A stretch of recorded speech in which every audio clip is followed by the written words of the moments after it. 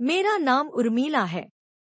मैं एक छोटे से गांव से ताल्लुक रखती हूँ, जहाँ लड़कियों की पढ़ाई को उतना महत्व नहीं दिया जाता। मगर मेरे पिता हमेशा से यह चाहते थे कि मैं पढ़ लिख कर कुछ बनूं। यही वजह थी कि उन्होंने मेरी पढ़ाई में कोई कसर नहीं छोड़ी। मेरी शिक्षा का सफर आसान नहीं था, लेकिन मैंने हर मुश्किल को पार किया।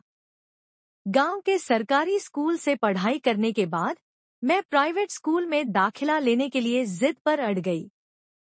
पिताजी ने अपनी सीमित आय के बावजूद मेरी इस मांग को पूरा किया। जब मैंने इंटरमीडिएट पास किया, तब मुझे एहसास हुआ कि अब गांव में आगे की पढ़ाई की कोई सुविधा नहीं है। मेरे पिता ने काफी सोच विचार के बाद मुझे शहर भेजने का निर्णय लिया। मेरी मां को यह फैसला बिल्कुल पसंद नहीं आया, लेकिन पिताजी ने कहा कि यह उर्मी के भविष्य के लिए जरूरी है। शहर में रहने की समस्या को सुलझाने के लिए पिताजी ने मेरे मामा जी से संपर्क किया। राजेश मामा जी ने खुशी खुशी मुझे अपने घर बुलाया और मेरी पढ़ाई का जिम्मा लिया। मैं मामा जी के घर पहुंची तो उन्होंने दिल खोलकर मेरा स्वागत किया। मगर मामी जी का रवैया बिल्कुल अलग था। उन्हें मेरा वहां रहना पसंद नहीं आ रहा था। कॉलेज में दाखिला होते ही मैंने अपनी पढ़ाई शुरू कर दी। मामा जी ने मेरे आने जाने के लिए कैब की व्यवस्था भी की थी। हालांकि मामी जी इसे फिजूल खर्ची मानती थी। वह अक्सर मामा जी से मेरी मौजूदगी को लेकर बहस करती। मैं उनकी बातें सुनती, मगर चुप रहती। एक दिन मामी जी ने हद पार कर दी। वह मामा जी से कहने लगी, तुम्हारी बहन ने अपनी बेटी को हमारे सिर पर बिठा दिया है। यह यहाँ मुफ्त में खा रही है, रह रही है। इसे हॉस्टल क्यों नहीं भेज देते? मामा जी ने समझाने की कोशिश की, मगर मामी जी नहीं मानी। मैंने यह सब सुन लिया।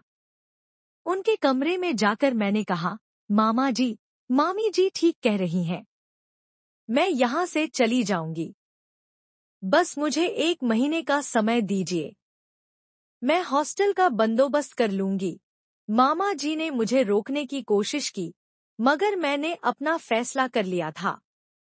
मैं नहीं चाहती थी कि मेरी वजह से उनके घर का माहौल खराब हो। कॉलेज में मेरी कुछ सहेलियां थीं, जो हॉस्टल में रहती थी। मैंने उनसे हॉस्टल के खर्चों के बारे में पूछा। उन्होंने बताया कि खर्चा थोड़ा ज्यादा है, लेकिन अगर मैं किसी को ट्यूशन पढ़ाना शुरू करूं, तो खर्च निकाला जा सकता है।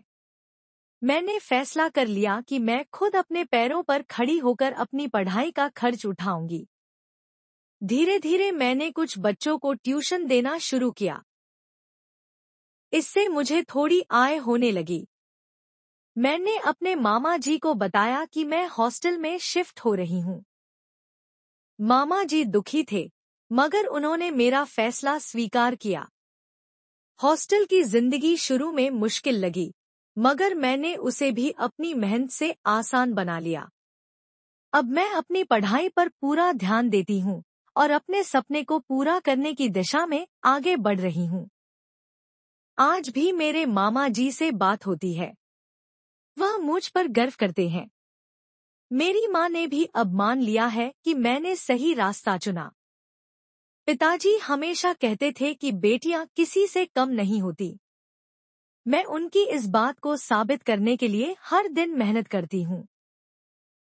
इस सफर ने मुझे यह सिखाया कि अगर आप में जुनून है और आप अपनी मेहनत पर विश्वास करते हैं, तो कोई भी मुश्किल आपको रोक नहीं सकती। राजेश ने शीला से कहा कि वह हॉस्टल के बाथरूम और कमरे में हिडन कैमरा लगाकर उसकी मदद करे।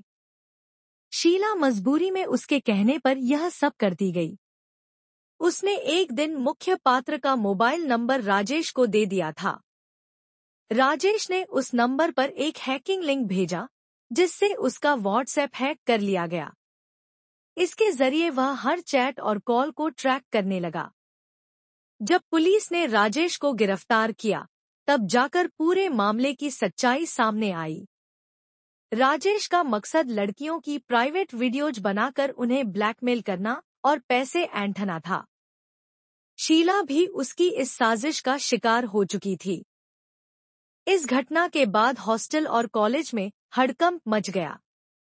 कॉलेज प्रशासन ने सख्त कदम उठाए और लड़कियों की सुरक्षा के लिए नए नियम लागू किए।